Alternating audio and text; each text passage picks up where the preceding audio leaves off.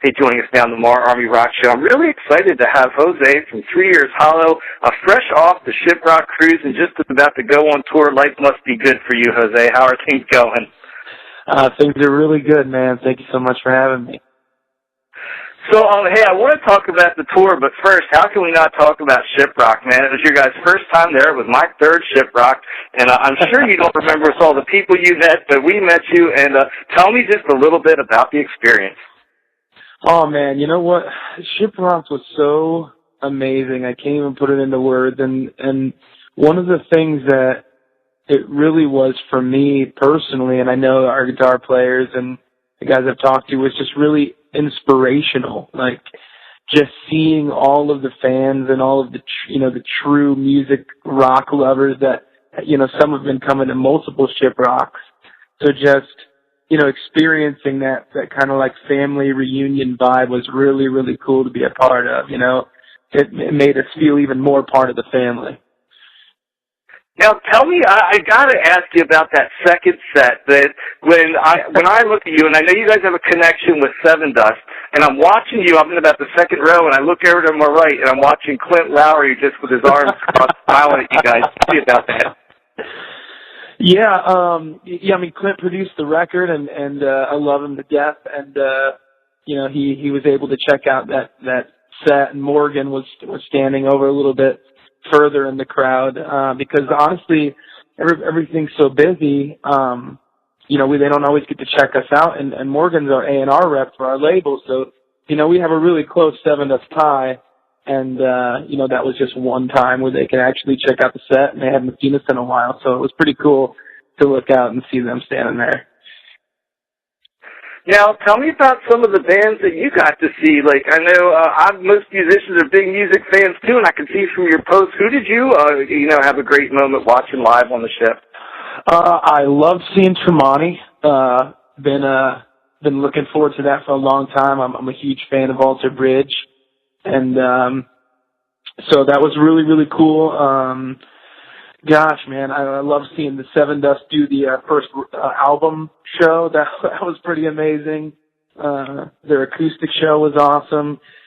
Man, I can't even think about. I saw so many shows. Nonpoint was amazing on the beach. 1,000 Foot Crutch, I hadn't seen them before, and I got to catch them. Otherwise, we were always, kind of running around doing some things when other bands were playing, so we didn't get to really see everybody. Well, I'll tell you, man, one of the things that I met a lot of people that knew your band a lot better than I did before the cruise, and I'm a huge fan now, but one of the things I kept finding out person after person is you guys have got a really good reputation as being a fan-friendly band, so I guess you got to interact with a lot of your fans on the ship, huh? Yeah, we did, and that's really great to hear. I appreciate the people saying that. The one thing that we don't really feel like we're doing anything different, but, after every show, we just make a point, all five of us go after our merch booth no matter what tour we're on, and we will stand there all night long and talk to anybody. I mean, that's why we're there. We're trying to grow this. We're trying to spread our music. So then, on Shiprock, we got to, see a lot of people that we had already met across the country, and then, they were introducing us to their friends and family too. So it was really cool, man. So, hey, man, in about Tuesday it is, you go out on tour. You're going to be out with Red and Islander. Tell us a little bit about the excitement building up to this tour. Yeah, oh, man, this has been a long time coming. One of the hardest things that we faced as a new band was finding tours, There's a lot of bands out there, not a lot of tours going on at the time. We were trying to push our last singles. So this is really huge for us, It was a great tour. Our booking agency, TKO, they fight for us really, really hard. And we had toured with Islander before with Gemini Syndrome and Nonpoint, so we know those guys.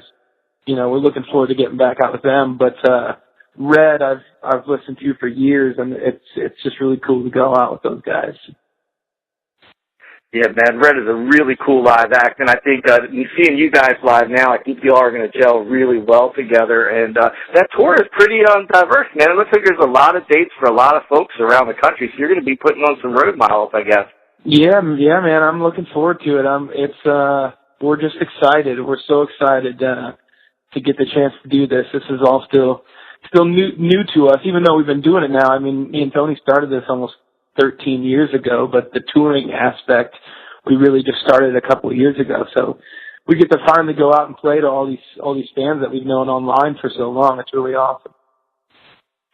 So the album out there, The Cracks, as you mentioned, produced by Clint, man, it's a fantastic album. I've been playing it nonstop, and one of my favorite tunes is actually the title track. So can you tell me a little bit about what that song is about? Yeah, for sure, man. Thank you so much, by the way. Basically, that song was just written at this crazy point in my life, and I was going through some really heavy stuff personally, and we were down in the studio in St. Louis with Clint finishing up the last 3 songs of the record. We only needed 3 more, and I had these words that I had written in my phone, the chorus: cracks have been filled, breaks have been healed, heart has been sealed with you inside. That's all I had, and it was just something that I just randomly wrote down. And when Clint had this piece of music for the chorus, and that's actually one of the songs that he co-wrote with us. He actually, me and him sat down and we kind of composed this piece of music together on the spot in the studio.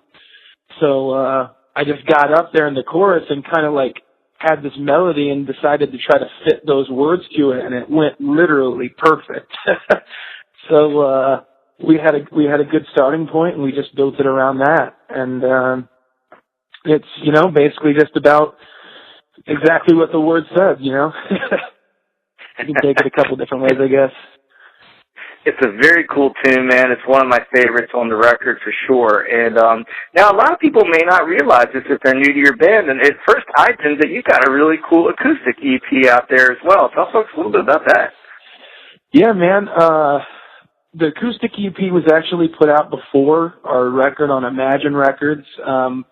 We had always tried to do things independently just to get out there. So we have a record called Ascension from 2008, and then we put out an EP called Remember, which had some of the songs that actually made the record, like Chemical Ride, and the song Remember, Lost was on this EP. They were different versions of it. So then after that, we're like, okay, well, let's do something else. We hadn't found a deal yet. We didn't want to release a full-length album, so we said, let's go in and just do something really crazy and fun and try to turn these songs into acoustic. And we experimented with the percussion and everything and kind of removing the drums in a couple, and those really turned out to be the favorites on the acoustic record. So we cannot wait to go do something like that again. We hope we get the chance to very soon.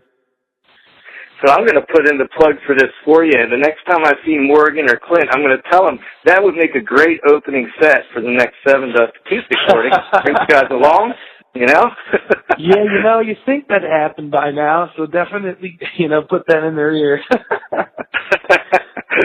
Hey, you mentioned the Chemical Ride tune, so I got to ask you this, man. The music video for that is just like a wild video, and I'm watching it, and I'm like, am I happy? Am I sad?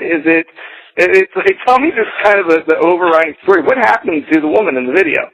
Oh, man. Well, I mean, in the video, unfortunately, in this moment of, reacting in a maybe a little crazy way, unfortunately, she gets in a car accident and passes away. I mean, it's that terrible. That's not really at all what the song is about. The song is more, the lyrics kind of say it, but when we put this with our director, he kind of had this idea and just ran with it. And basically he was like, I'm going to take this one specific way to really grab onto them.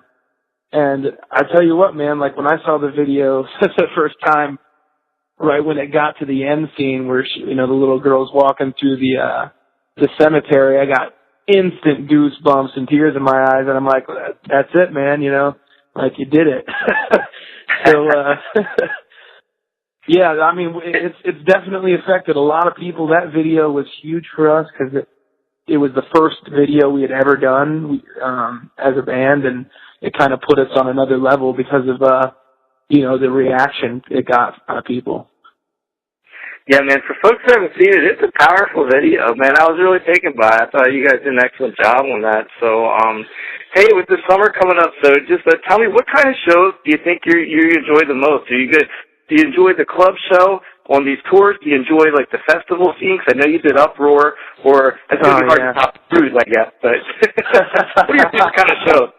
Yeah, you know what? That's a great question. It's awesome because Uproar was pretty amazing. Uproar was the greatest experience for a new band to go out and feel what that feels like, and to play in front of, sometimes we were playing in front of crowds of like 3,000 on the outdoor thing on like 100-degree weather, and these people just did not care, and that's the best feeling in the world. Like, you know, we felt so much love on Uproar from the fans, but what makes the clubs cool is that it feels more familiar to us. You know, we've been on the club scene. We've played these clubs to 10 people before, and we get to see a lot of our friends that we've seen before, you know, traveling to the smaller cities that not a lot of shows come through. So they're completely different things. Both of them are equally as awesome, you know, but you definitely get spoiled on the festivals for sure, though.